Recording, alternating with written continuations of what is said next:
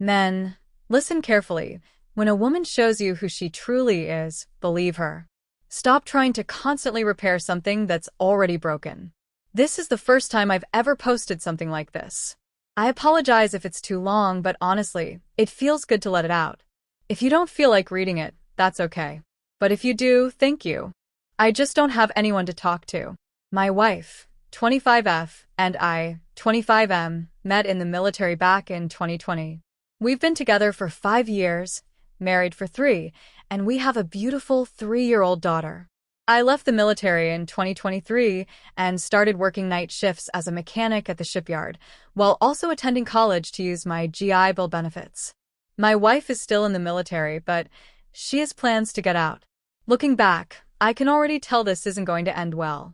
Balancing school, working nights, and raising our daughter was brutal, especially transitioning from military to civilian life. By 2024, the stress had piled up. I barely spent time with my wife. I'd work all night, attend class during the day, and by the weekend, I didn't even have the energy to do anything. I was emotionally burnt out. I know now that I neglected her emotionally, and I own that. It was wrong, and I regret it deeply. That summer, in 2024, my wife left for a short underway to Hawaii.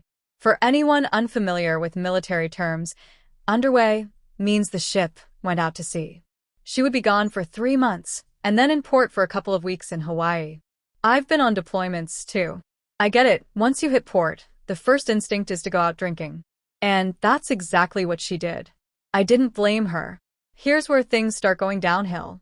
While she was away in Hawaii, I stayed behind in the States with our daughter and her sister. At first, I was fine with letting my wife have fun. I wanted her to relax. But soon I started feeling uneasy. She began posting pictures and videos of herself drinking and dressed up in club attire. I never cared about what she wore. She's gorgeous. But something about seeing her like that while I was so far away, alone with our child, started to gnaw at me. Driven by insecurity, I logged into her Instagram and went through her DMs. I know that was wrong. I admit it was an insecure move. But what I found broke me. She had sent an old picture of herself with her ex. The same ex I never liked. He was in the military too. He had assaulted one of my friends and nearly assaulted my wife. I saw that message and immediately considered it cheating. I confronted her and told her how I felt. Then, I stopped speaking to her for the remainder of her trip. When she returned, I was still hurt. I tried to forgive her, but the tension lingered. Arguments became more frequent. I kept bringing it up. That's when our relationship really began to crack, even though I still loved her. Then came November 2024.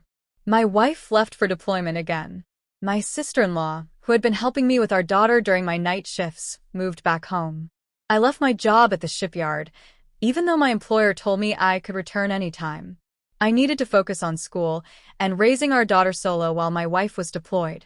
The military covered my education and provided a monthly allowance, so financially, we managed. But emotionally, we drifted. We barely spoke. The only time we communicated was when she called to talk to our daughter. Then, in March 2025, still on deployment, she told me she wanted a divorce. I was hurt, but I wasn't surprised. Things hadn't been right for a while. Still, I told her we could fix it. But she was firm. She wanted out. Men, this is where we often go wrong. We want to fix things. We chase. We beg. But sometimes, trying to fix it can cost you your retirement, your savings, your sanity, especially in a no-fault divorce state. Eventually, I realized I didn't want to be financially destroyed, so I pulled back. Ironically, once I did, we started talking again about life, about her return, about fixing what was broken. Slowly, she seemed open to reconciliation. Then, during the last weekend of March, she told me the truth. She had cheated on me. It happened the week before her deployment, while I was working nights. She said it was just one time. But the worst part? She was still friends with the guy. And he was on deployment with her. I was devastated. I didn't handle it well. I called her names I now regret. She told me she felt unloved, unwanted, and lonely. That's why it happened. And part of me understood. I took some blame. I had neglected her emotionally. I failed her. A few days later, I managed to log into her iMessage through our MacBook. I found that she was still messaging him. I couldn't access past conversations, just the new ones, but I told her to cut him off and waited to see what she'd do. She texted him saying they needed to talk in person. I thought she was going to end it. An hour later, he replied, "You're really not going to talk to me anymore?" I felt a little relief until I saw them messaging again, joking and chatting like nothing had changed. It was clear they met up in person. I was crushed again. It hurt more than the cheating itself. She couldn't even cut him off for me. I confronted her. She finally blocked him and promised she was done with him. Weeks passed. I convinced myself that I didn't want to lose her. I wanted to try again when she came back. She said the same. She told me she still loved me, that all she wanted was me. But something didn't add up. I asked if they'd had sex again while on deployment, especially since they'd been in port. She denied it. Then she dropped a bombshell. She had chlamydia and told me to get tested. It made no sense. She claimed they'd only slept together before deployment in November. Why get tested in April 2025? The last time she and I had been intimate was also November. I got tested. It came back positive. I'd unknowingly had chlamydia for over 6 months without symptoms. Disgusted, I started digging further. About 3 weeks after her confession, something glitched on the MacBook. Originally, I could only see messages from when I logged in. But somehow it refreshed, and I could suddenly read messages dating back to February. They had been sleeping together the entire deployment. I was shattered all over again. Reading those messages was like reliving a nightmare. I confronted her again.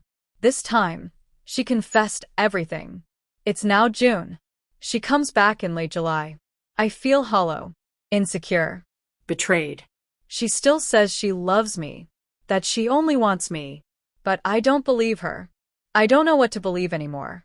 I know we can't stay together, and it's killing me. I still love her. She was my best friend, a great wife, a wonderful mother. And now I lie in bed all day, drowning in pain and self-pity. I feel like I've lost everything. I don't know who I am anymore. The depression is unbearable. I cry every day. I have thoughts of ending my life, and I've even planned how. Some people reading this might be angry. They might say I'm weak, that I should rise above this, that my daughter needs me. And they're right. The only thing that keeps me here is my daughter. But even that feels distant. I haven't spent time with her. She plays in her room while I lay in bed, broken. And that tears me apart. What kind of father am I? How could I be so weak? She's perfect. She doesn't deserve a dad like me. I'm sorry if this post is too long or depressing. Honestly, it could have been longer. There's so much more to what I feel, but I've run out of energy to write it all down. If you have questions, I'll answer. I just need someone to talk to. Thank you for reading.